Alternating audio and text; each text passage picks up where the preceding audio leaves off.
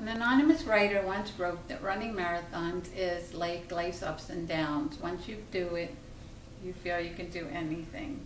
I agree with that, because running, let alone running marathons, was something I thought I would never do. Don't get me wrong, I always worked out. I did aerobics, I lifted weights. My whole entire life I've worked out in one way or another, but running was just something that I was not interested in at all. Well, little did I know that my way of thinking was about to change forever, and running would change my life in a way I could have never imagined. I hated to run. No, let me rephrase that. Despised running. I hated the way it made me feel. I couldn't catch my breath. My feet would hurt. I went to Atlantic City with my friend, a coworker who invited me to go. She was running a half marathon, and I jumped at the chance. I love Atlantic City. I love to gamble. I love the beach. But I told her there's no way I was running a marathon. I would go as a spectator.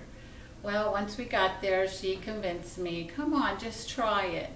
So I decided I would run the marathon with her. So here we are standing at the start line, the gun goes off, and I'm running with all these other runners. Never ran a marathon before, felt more fear than I think I've ever felt in my life, but I kept moving forward. To make a long story short, when we arrived at registration, I should have listened to that inner voice that told me not to do this, but here I was, running with all these other runners, and I was going to do this one way or another, finish or not finish. Something very special happened to me that day. I stood at the starting line, full of fear, but somewhere in between, halfway through the race, that fear was gone, and I felt confident, and I was running. I was running with all these other runners that have run many marathons before. I've run several half marathons since then. I've run trail runs, and I did the notorious MCM Marine Corps Marathon, 26.2 miles in Washington, D.C. since that time, and I love running. Running has become a way of life for me,